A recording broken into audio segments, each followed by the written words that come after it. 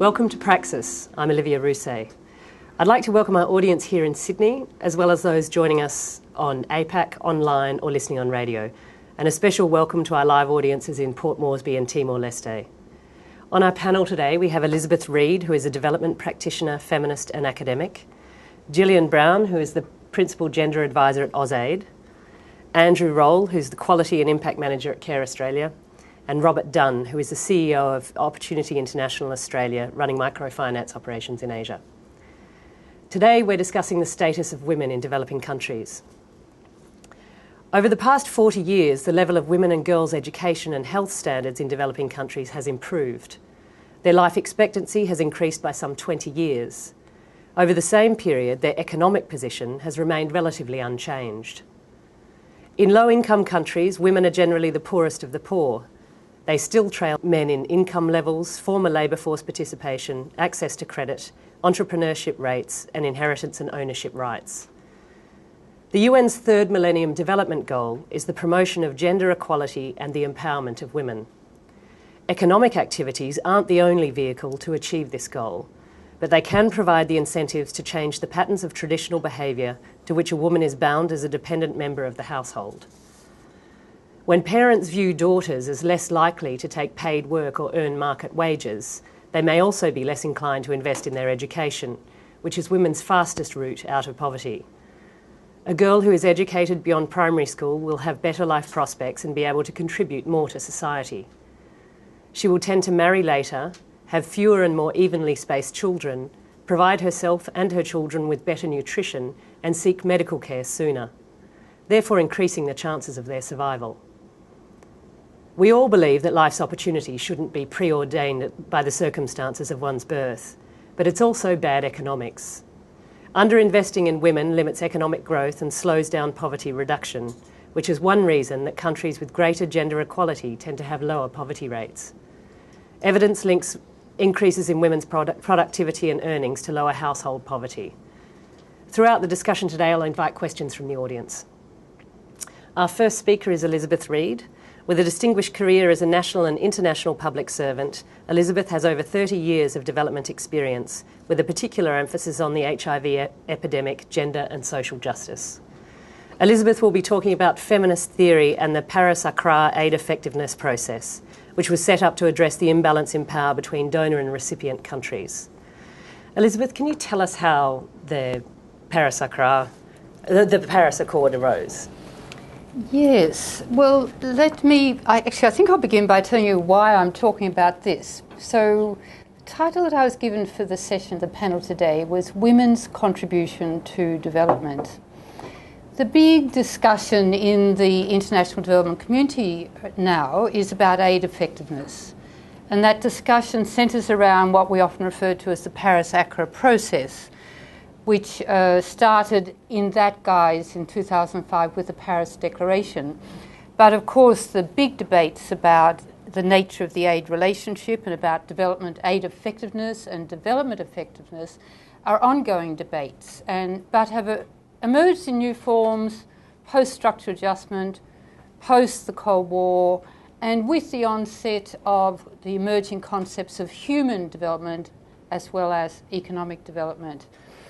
And in some sense, in 2005, those debates, the many streams that led to that, came to Paris, and a Paris Declaration was agreed to, and a process of dialogue and discussion around aid effectiveness was begun. In the Paris Declaration, the word gender occurs once.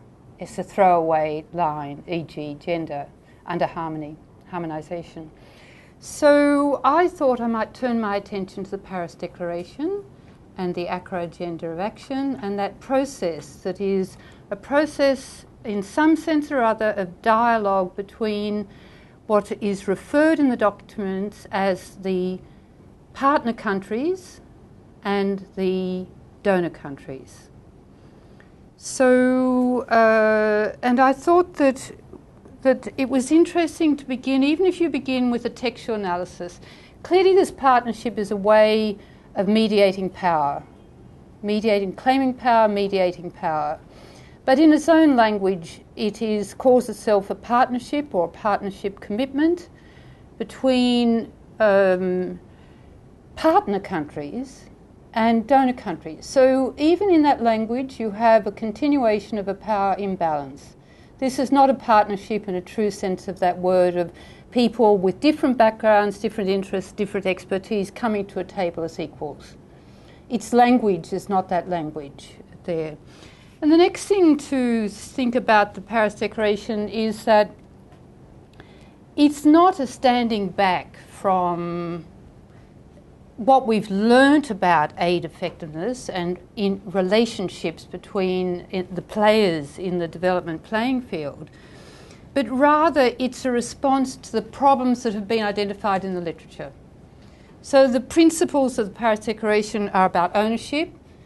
Who owns the development process? So that was a problem. The principles are about harmonisation and the lack of harmonisation in the donor community, the demands made on the recipient governments. That was a problem. The third principle is about alignment, and that is alignment with national policies and priorities. That was a problem. Donors came in with their priorities and policies and not aligned to the national priority. So that's a principle. The fourth principle is about management for development results. And it's interesting, it is about accountability, what happens to that aid money and how is it used and what impact does it have. This has been a problem. So that's the fourth principle of the Paris Declaration. And the fifth one is about mutual accountability. Each side saying, don't just hold me accountable, you two are to be held accountable. So let's have a concept of mutual accountability.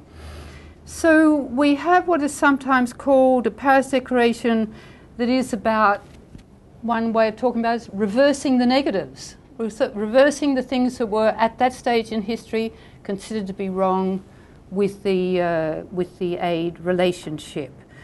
Another way people talk about it as a policy or a declaration of deficits and weaknesses. These are the dominant deficits and weaknesses in the aid relationship. But it didn't have to be like this. There could have been other ways of formulating that, and that's what I want to look at here. So we could have, for example, instead of building from problems, built from strengths in the aid relationship, or we could have reconceptualised the space of the interaction, which is where feminist theory comes in. So shall I go to that? Please do. All right. So if you look at the way women see the world and women's way of knowing, then which is a critical thing in terms of understanding the nature of how we see reality and how we see the world that we live in. And the feminist literature has come up with two separate metaphors about our ways of knowing, our ways of being in the world. And this might help us. So the first is a metaphor of the autonomous self, a metaphor which postulates individuals as relating through bonds of agreements, such as contracts, laws, declarations, etc. And the associated metaphors are metaphors of ladders, pyramids, and mountains. So these are structured and directional concepts associated with independence, causality, order, and upwardness. Okay? But the feminist literature provides us with a second metaphor, and that's a metaphor of the interdependent self, which postulates individuals as basically connected to others. And feminist theory associates independence with intimacy, nurturing, and contextual thought.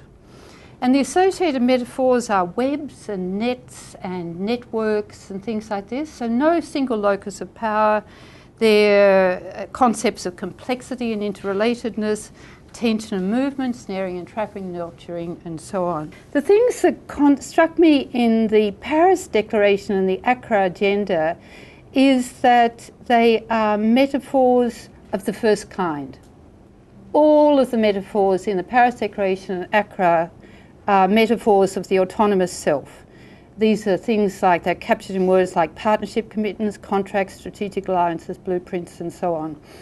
So they're metaphors of a rationalist mindset that assumes a very high degree of order, control, and linear presuppositions about change. And this is really affected. So the managing for results ends up being we are managing for what we can predict at the beginning of a process, what is measurable, And yet, if we took a metaphor of interconnectedness, we would have a metaphor, a concept of that those relationships, that space of interaction, as complex and tense and interactive, rather than linear and simple and predictable. So they have, and metaphors of connectedness, of course, probably resonate more with what in the Paris Declarations is called the recipient countries or the partner countries, because many of their concepts of who they are and how they are in the world are cultures of interconnectedness and interdependency. Just think of Melanesia to do that. So the importance of all this is that metaphors capture the imagination. They can limit it or they can free it. So just think, the aid relationship or the Paris Declaration is a blueprint. We're enclosed. The Paris Declaration is a network. We're free. So can you see it's quite significant which metaphor you choose, because they shape our understanding of the way we are in the world. So the metaphors that I think we should be looking for within a space of interaction that is complex with multiple players, which is what the aid effectiveness and development effectiveness is about, is a concept that would have to be about interdependence, about relationships, about processes of change, and about learning. Thank you. Thanks, Elizabeth. Next, we'll hear from Gillian Brown. Prior to joining AusAID, Gillian worked for 12 years at the World Bank, where she was the regional gender coordinator for East Asia and Pacific region. She has more than 20 years of social development and gender experience in developing countries. Gillian will talk about why it's important to get women involved in policy development and resource allocation. Over to you. Well, I'll pick up really where Elizabeth leaves off, and so coming from the donor perspective, where the Paris Declaration puts us, is that's fine to align by the policies of governments and harmonise with them, as long as we know that the policies of those governments are representative of the entire population and not just 50%, and that the needs of women are in that. So I just wanted to start, well, why is it important for women to participate in policy formulation and also in the allocation of resources within the countries? Well, firstly, it's a basic right to be represented. But also, we know that when women are involved in decision making and in governance like that, that the decisions that are made tend to be meet the needs of women and children better.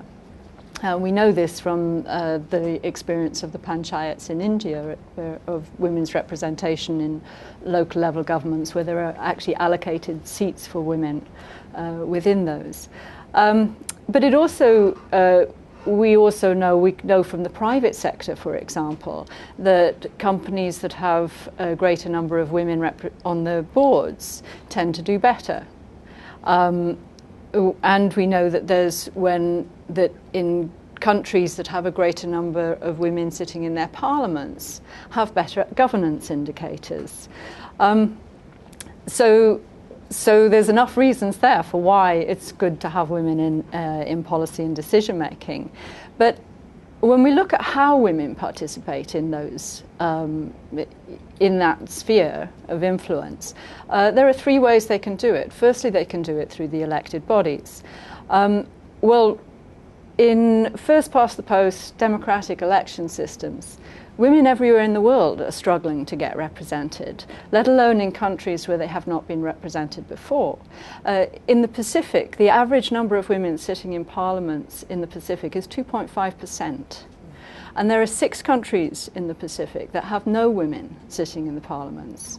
So while we can work to try and get women elected into parliaments, it could be another 50 years or more before there's a sufficient critical mass of women in some countries to influence decision making. Now, there are some countries like Rwanda, which now has 56% of women in their parliament. So there are some successes in the world, but that's not the norm. So then we look at the government, the public service in the countries. But even in a country like Australia, which is a meritocracy and has a higher percentage of women sitting in the public service, there are still less than 30% of women in the senior executive service. So everywhere it's harder. Where there isn't a meritocratic system of promotions in governments, there are countries where people have to buy their promotions in the government systems. But women are less likely to invest in private promotion like that. So we see less and less women coming up to the senior levels. So if it isn't through the elected system and it isn't through the government, through the public service, how is it that so many decisions that have been made in the last 10 years, well, especially since the Beijing Conference on Women in 1995, there's a lot of laws being put in place throughout the entire region, laws on domestic violence, laws on family marriage, laws on land, on inheritance, that have been made in favour of women. And if we look into how those laws have been, what is the force that has driven the change in so many of these places? And it's the women in civil society and the women's movement and voice. So our long-term view is, yes, we must get women into those formal bodies of representation, but we can't wait there. So in the interim, we need to really be working on the civil society and the women's movement. So how do we do that? And from the AusAID perspective, I think starting with education is absolutely critical. Women need to be literate and they need to be numerate in order to really effectively work as agents in policy making. So, and AusAID is putting over 744 million into education with a focus on girls' education throughout the world. The scholarships program, AusAID is also funding a scholarships program in all of the countries. And in most countries, more than 50% of the participants that come over on the scholarship program are women.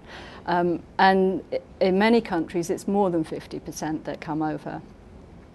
We also work with the AEC, the Australian Electoral Commission, who's working with governments and with electoral commissions in developing countries to look at their electoral systems and look at different approaches that they might adopt that would help women to be represented. Proportional representation, preferential voting, these are the kind of options that actually tend to favour women's representation more than the first past the post. But I think critically important also is the community level, that we have to start at the community. Women's participation at the village level and into their communities and working up is really where the momentum is going to build and rise from. And in that respect, we work through a lot of the Australian NGOs and our partners, Andrew and Robert, sitting here from agencies that AusAID also supports. And their work at the local level is really critical, I think. And I think just finally on the public financial management, also gender budgeting and things where Australia has some fantastic experience, which I think we're trying to share with other countries. Thank you. Next we'll hear from Andrew Rowell. Andrew's job includes oversight of CARE's approach to gender issues, including the organisation's focus on addressing the root causes of poverty through the empowerment of women and girls. Andrew, where do you begin in trying to empower women and girls? Where do you begin? Where do you focus? That's a very good question. I guess we realise it's a complex field that requires complex and multidimensional answers. So over time, CARE has been evolving in its approach to empowerment of women based on its own experience, decades of experience in implementing programs, but also our own research and our own dealings with partners, as well as learning from the broader lessons within the development sector. An important recent example for us has been a research exercise CARE did over 4 years, looking at over 400 projects in 24 countries, including across Asia, Africa, the Middle East and Latin America. So this we call the Strategic Impact Inquiry. And we were really looking to try to understand in some depth what has been working and what hasn't been working in terms of CARE's approach to women's empowerment.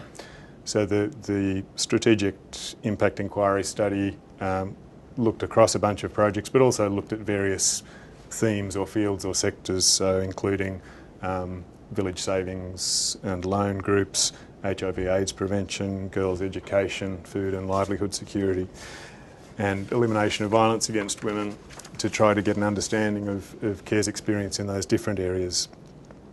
So yielded a wealth of information, which we're probably still processing and working through and understanding and looking how to apply. But I guess one of the key findings for us influencing our approach to empowerment of women is that there are three key dimensions of empowerment that we see that we need to seek to influence, and this is individuals, structures and relations. So in individuals, it's working with women themselves, their skills, their aspirations, their knowledge, their confidence. Structures, it's around the society in which women live, the social, legal, economic, cultural environment, governments, markets, education systems that women live and operate within. And thirdly, the area of relations. So it's the relationships through which women negotiate their lives, husbands, children's, siblings, parents, neighbours, authority figures, those in authority, government officials, religious and so on. So thinking at those three levels, we found that advances in any of those three, at individual level, structural or relations, can result in benefits, but usually if you're just making progress in one area, it's insufficient for really lasting change. And so we find that the benefits from just working in one area can lead to fragile gains, reversible gains, or sometimes harms. We found that many of our programs were working to provide valuable benefits at the individual level, so supporting women to achieve improved health status or income levels, but we're maybe missing opportunities to consolidate this into more lasting empowerment. So, for example, a loan for a poor woman can help her start a business, invest in her family's well-being, generate income, but the loan might have little impact on her life if her husband or her community bars her from the marketplace, or if she has no say in how her income is spent. And lessons in business may be useful, but they may not be very useful if she lacks the support system to provide encouragement or to help her apply what she's learning. So we found that our most effective work towards change, towards lasting change, happened where we were working simultaneously to address the levels of individual structures and relations. Can you give us an example of using this three-tiered approach? Yeah, there's some interesting case studies in CARE's work, and given the time, I'll just take one. This is from what began as a child health project in Nepal, and the project evolved over time. It was a long-term project. Its initial focus was really on increasing poor people's access to health services and demand for health services. But in its first phase, we found that filling service delivery gaps at the local level wasn't sufficient to sustainably improve health outcomes, and the underlying discrimination being experienced by poor women and the lowest caste people, the Dalit people, prevented them from demanding and receiving quality healthcare. So over time, CARE introduced an approach with derby groups, or pressure groups, I guess it translates as, which brought women together, including Dalit women, to discuss local issues in a more comfortable setting. And so with CARE's guidance, group members met regularly to consider local problems, consider solutions, think what action might be taken, and actually develop into organised advocacy.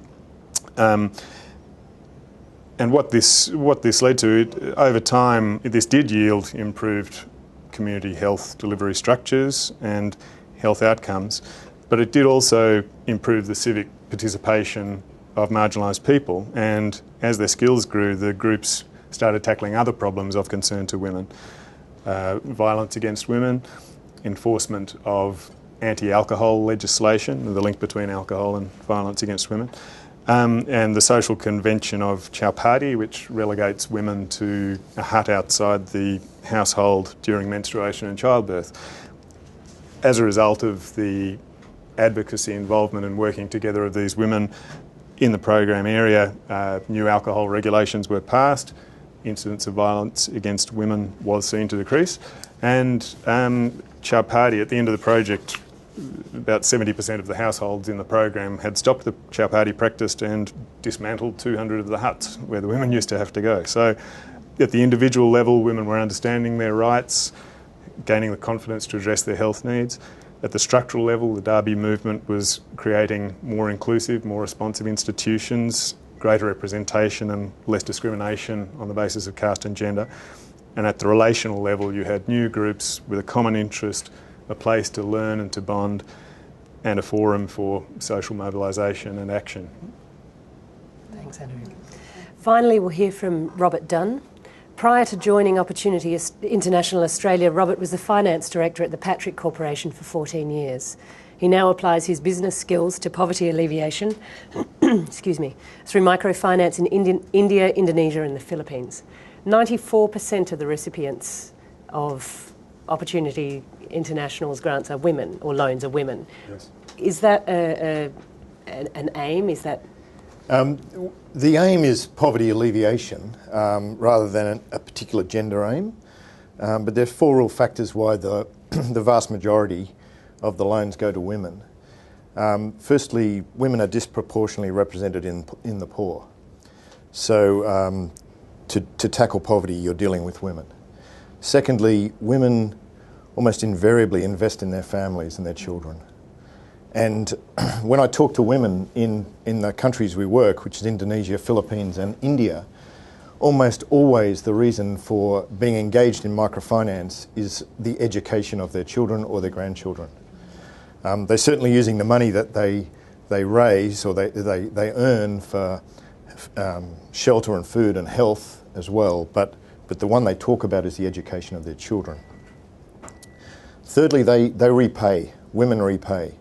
And I haven't been involved in this long enough to know what it's like when you give a lot of microfinance loans to men, but I'm told that you get much better repayment rates when you lend to women. And fourthly, they're around. So often in a family environment, the man might have some itinerant work. He might be working in a field or on a road or construction from time to time, and the woman is available to run a business around the home. Often what happens is, whilst she's the primary borrower, it becomes a family concern. So I've been to plenty of places where, the first client I saw was a dressmaker in the Philippines, Lorna, and in the corner of her dressmaking shop, her husband ran a kitchen and was serving lunch. So the dressmaking shop came first, but now it's a family concern. So. What other, under the microfinance umbrella, what other services are available? Yeah, most people think of microcredit and loans, and I've just talked about loans. But microfinance, if it's done well, has a broad approach, and we like that. And so insurance is incredibly important. Anything that can help with risk management is very important. Savings where you can do it is incredibly important. In a lot of places you can't by regulation. That's the domain of banks. But a rich intervention around what we take for granted as financial services. And we don't like to stop at financial services. As Andrew was saying, there needs to be interaction with other providers. So if there's no health clinic, ultimately if there's no hospital to go to, if there's no school for the kids to go to, it's a few extra pesos or a few extra rupees, and the objective of education or healthcare is not met. Mm-hmm. How do you implement the microfinance operations? Yeah, we work through Opportunity International Australia's a capital raising, a fundraising organisation. We work through local people in country, local organisations in country, but the ones we like to work through are working in local areas. They understand the context of those areas. And in India particularly, there's some giants who are pan-Indian operators. We much prefer to deal with local organisations. And they're the heroes. They're the ones that will serve the client base, if you like, to help the poor women and their families to transition out of poverty. There's some great stories around that. If one of the best things is to go and visit and see this in action. And one of in February I was in Orissa in India, and I was able to go to a leper colony, and this leper colony completely separated, as you'd imagine. 3 years ago, the women in this colony were beggars. They were beggar lepers. Orissa's an interesting place. It's very tribal. And they were beggar lepers, and now they make rope out of coir, coconut coir. And the microfinance institution had walked with them to partner them with suppliers of the coconut coir and brokered the relationships to the marketplace. And now these women are there making rope, and they were the most happy, well-adjusted people. I mean, I was astounded. I didn't know what to expect going to see this group. And when people talk about does microfinance transform people's lives, I think of that group. Now, not every microfinance institution would have done that. They journeyed with these people to help them transform their own lives.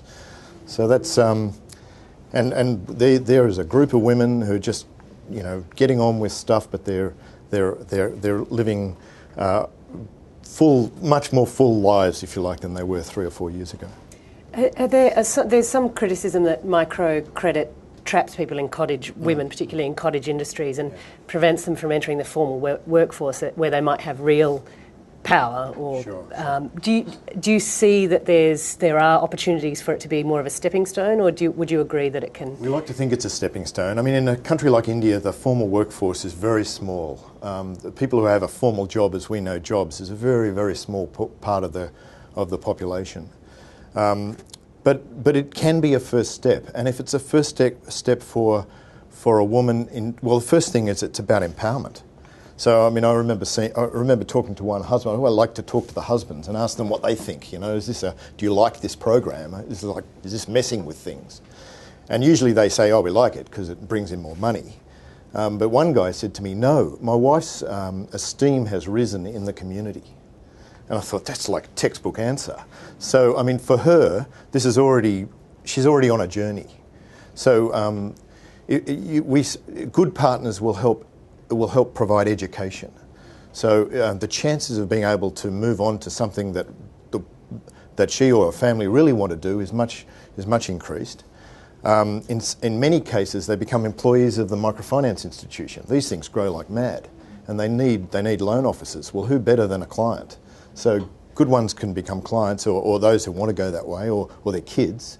And in many cases, it's a generational change. So we expect to see the real change in the next generation who are educated.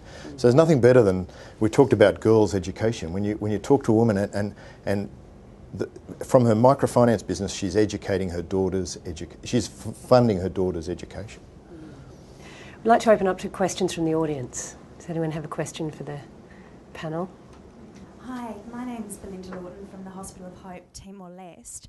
The question I had was to all of the panel, just to ask for some reflections about gender and the Millennium Development Goals, specifically the criticism that's been coming from groups in recent days, particularly Amnesty International, that the MDGs don't go far enough. They really stop at basic education for women and really don't take that extra step. And I'd like to hear what the panel has to say about that, whether there is room for the MDGs to grow. Gillian, would you like to? Yes.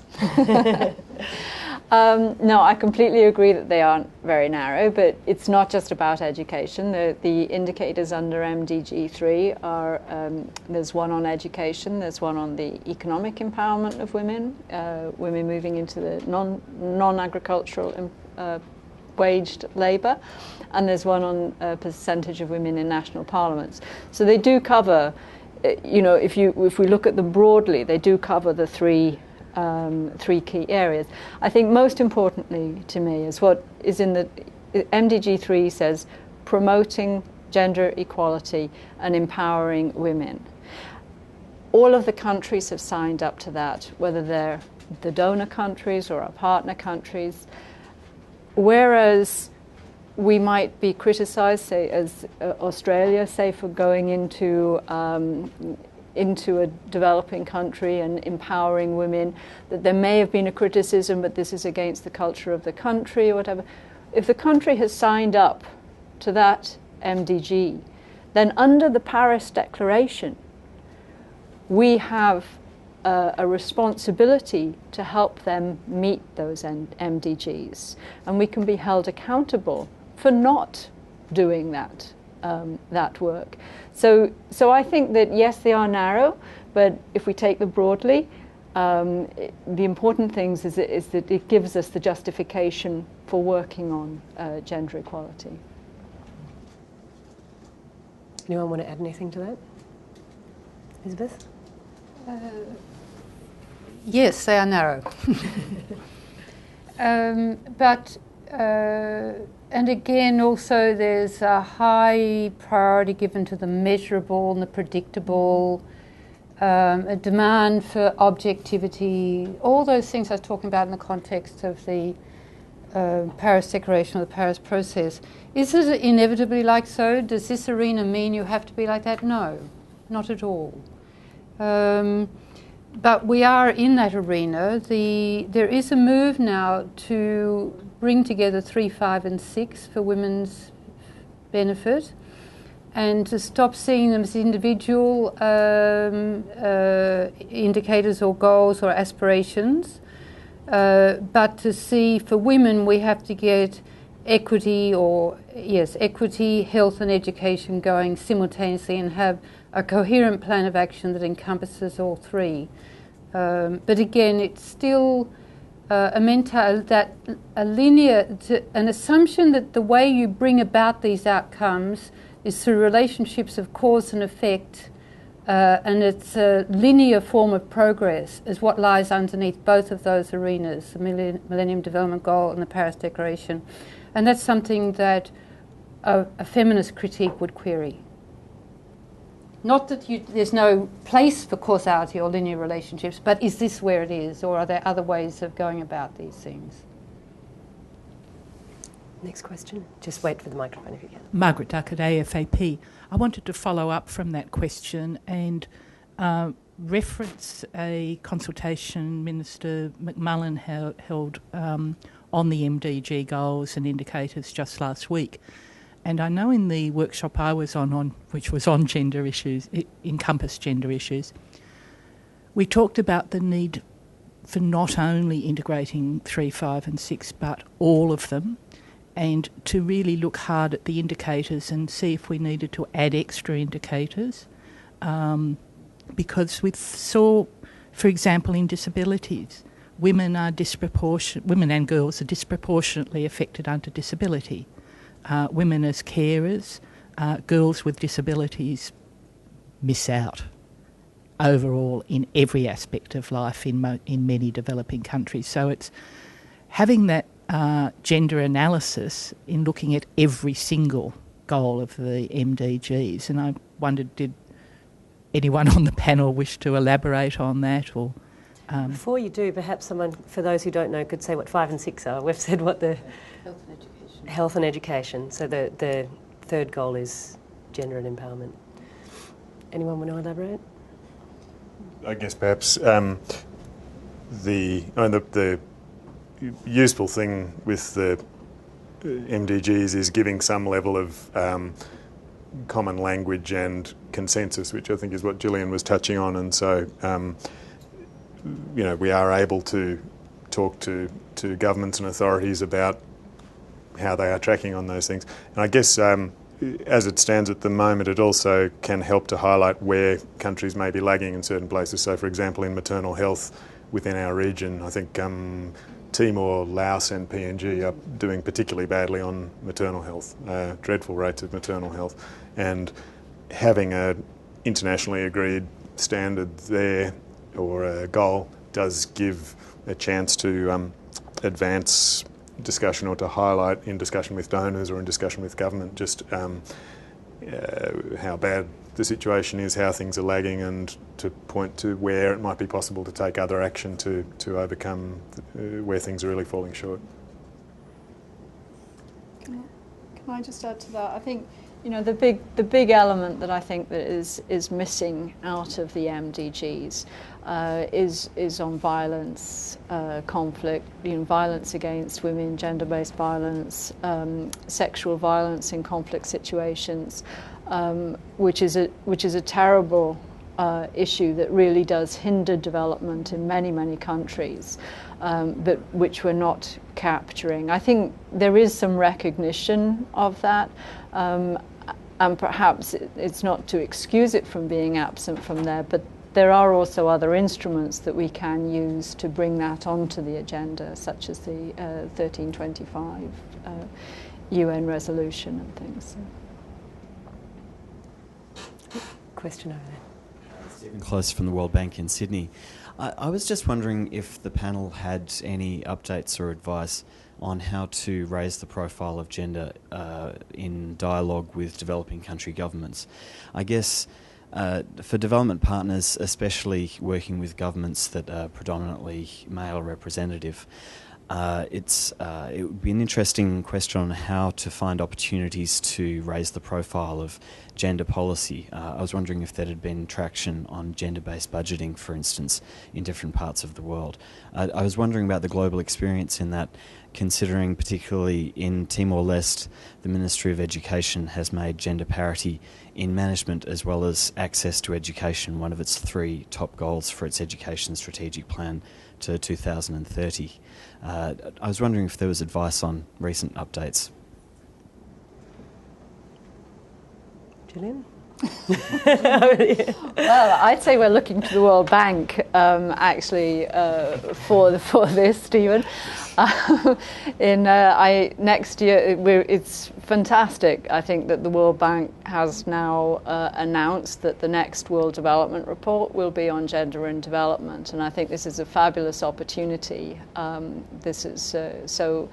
And I think that's exactly the kind of instrument that all of us would be able to use and to engage. And most importantly, that something like that that will provide the women's movement with the evidence that they need to lobby with their own governments to raise the issues in their countries, not just us.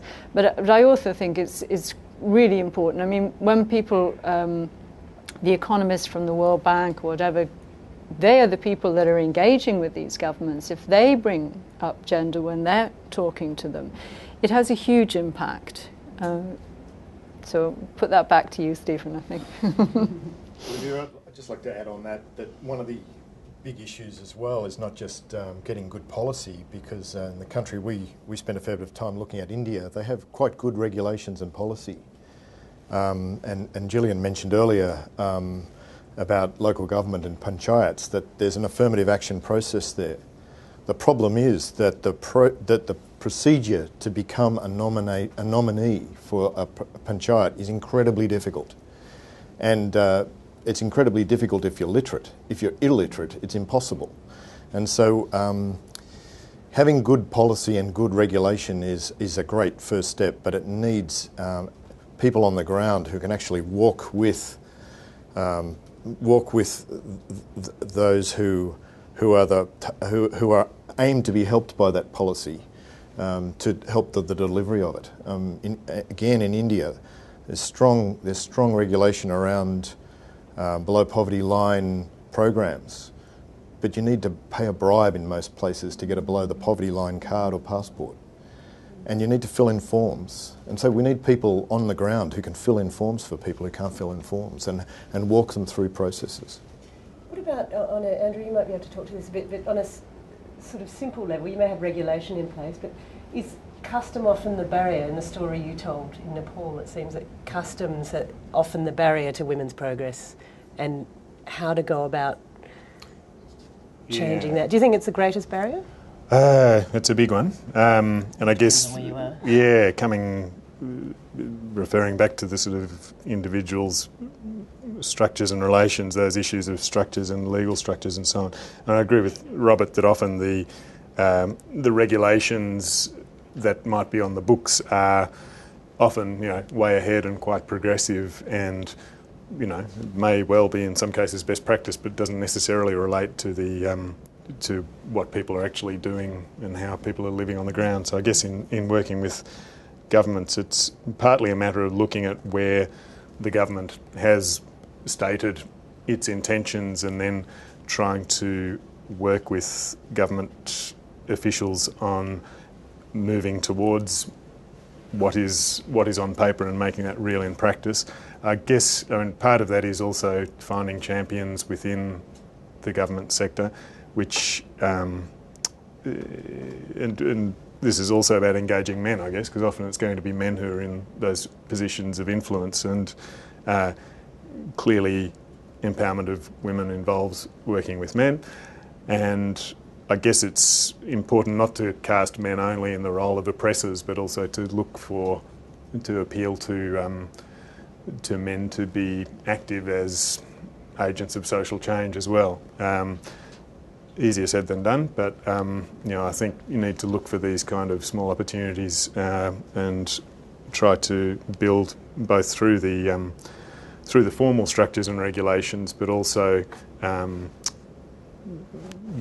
move that along with individuals. So I guess thinking through some of our work with sex workers' rights in India or in Laos, often that involves working with duty bearers, police or the legal sector or the government, on them being aware of the rights that those women have.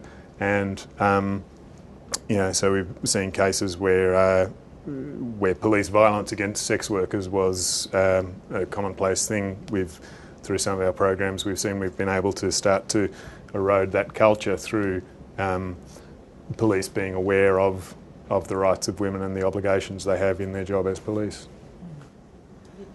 Yep, Elizabeth. I think that, though, we need to understand that whole discussion has been about them and us. It's a power-based discussion. And one of the things about social change is that it has to start with yourself. It has to start at home before you move into somebody else's culture or homes to bring it about. So that the people who are concerned about gender may wish to start with themselves and come to walk their gendered talk themselves before they talk it with others. And this would be about all those who wish to talk about gender, whether it's an international institution or a donor country or anybody else, looking to make sure that everybody that works within that organisation, is gender sensitive, that it's gender representational and not just in the duality of male-female, but across the range of genders that exist in the country or countries of origin of the organisations. Until we show our own passion for gender, our own commitment to gender and concern for gender in our own voice and institutions, why should we be going and telling somebody else to do it? So gender starts at home, along with most social change. Recently in the press there's been a lot of the talk about, in Australia since 1972, the wage gap between men and women hasn't changed in 40 years. We talk about the economic position for women largely in the developing world is improving in 40 years, but in Australia that gender gap is the same. So it's interesting, isn't it? It's very easy to talk to others. An example from our experience is working with sex workers, having local staff going in to do health education or empowerment groups or whatever, and our staff themselves may not really be comfortable and may not want to be seen with those women. And so we have had some initiatives of working with our own staff on their own attitudes and their own beliefs and how that affects them, and then trying to see how they reconcile their personal beliefs and they're aligning that with their professional behaviour. And it's difficult, but it's a start. Do we have questions from Timor-Leste? Yes, we have a question from Timor-Leste, from Lee Mitchell on behalf of World Bank and the Ministry of Finance. He's working for both at the moment. He says, Timor-Leste has recognised that the Paris Accra Process is very much a blueprint, i.e. closed, and has taken steps to open the process up. One of them can be seen through its hosting of the most recent international dialogue on peace building and state building, and the first summit of the G7 plus of small G fragile states. Do you have any advice on how countries like Timor can open up the Paris-Accra process so that it can become more of a networked process, with a particular focus on opening up to hear the voices of the recipient partner countries? Elizabeth. What a lovely question, Timor-Leste. This is, thank you very much. It would be wonderful to have an ongoing discussion about this. This is the core question, really, isn't it? So I think that the start you've made, I think that, let me try to give a quick sketch of how you'd find an answer for this, something like this.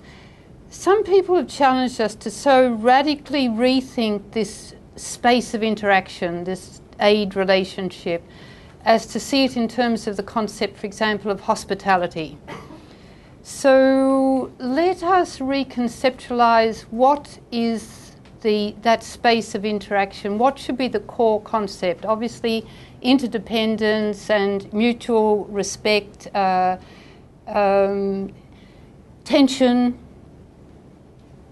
learning are all core concepts. So whatever process gets into place will encompass that, all of those and more than that.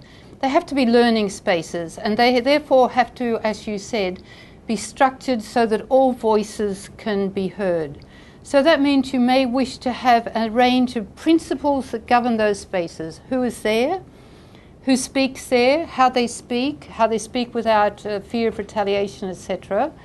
And then into that space you take what may have already been identified as key or core concerns, but you have to allow the concerns to equally emerge within those spaces. So they're spaces of great flexibility. So I'm not sure that that's a sort of concrete enough as an answer, but you've made a very good beginning if you've already started that, you've led a process to enter into a dialogue, so that's important language, on peace building and conflict resolution and security, understanding that those concepts apply to many actors and not just to states and other key sources. Just to follow up to that, I guess possibly the real opportunity within particularly discussions coming out of Accra is that it's about country-led development, and I think a lot of the development community has seen it as government-led development, and it's been very much working through government systems, putting things through government, putting government at the centre of everything, and I think there is a real danger of neglecting the role of civil society in countries like Timor-Leste. And I think we've been involved in some research which suggests that women's groups and groups focusing on human rights have tended to be left out of the discussion around Paris-Accra aid modalities, that resources coming through to them are dropping and that they are being marginalised from debate. So I think the important thing is to remember that it's around country-led development. It's not only around government-led development, but need to recognise the role of the various actors, including civil society. And if I might add, that good development, good aid and good development is not just big development, that many of the great effective and learning experiences of development are small and they drive big change. So the drivers of big change, not necessarily big things. They can be small things, and we shouldn't lose sight of that in the process.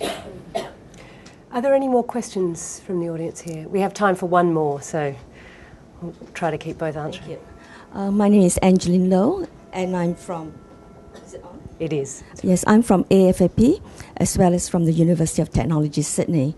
And my interest is in women's entrepreneurship, and that's my focus of my research. But in any case, I want to take up with the discussion in terms of education of men. And I think also, with Elizabeth's talk about starting with ourselves, I think that we need to refocus on educating boys, how we bring up our boys. And even in microfinance, I have observed women entrepreneurs. When they created wealth for themselves, the money is spent on bringing up the boy child rather than a girl child. The boy child gets better food than the girl child, and these are things that we need to look into as well on the ground of how we are going to change the culture in terms of the donor country to be observant of this as well, and to educate the women as well as the families, the men, on gender equality. In the past also, I think World Bank has been very much engaged in gender mainstreaming. I think this word seems to have lost along the way. And I would urge policymakers to look back into this and bring it back in terms of evaluation, monitoring, as donor countries, that gender mainstreaming is always in focus in every area of evaluation. We only have 1 minute left. Who would like to give a brief response? Well, Robert, would you like? I mean, I agree with you. I mean, that is the cultural norm, and so that's why I said it's so exciting when you see somebody committing to funding the education of their daughter. One of the good things about microfinance is it can be a distribution platform for information, and so if you consider, say, the Philippines, in our partners there's nearly 1 million clients. In India, over 1 million clients. And that's often used for education, maternal health education. It can be used for gender education as well. So that's good information to pick up, and I'll take that through. I'd like to thank you all for coming today, and thanks to our audience in Dili and Port Moresby, and a special thanks to our speakers, Robert Dunn, Andrew Rowell, Gillian Brown and Elizabeth Reid. Thank you.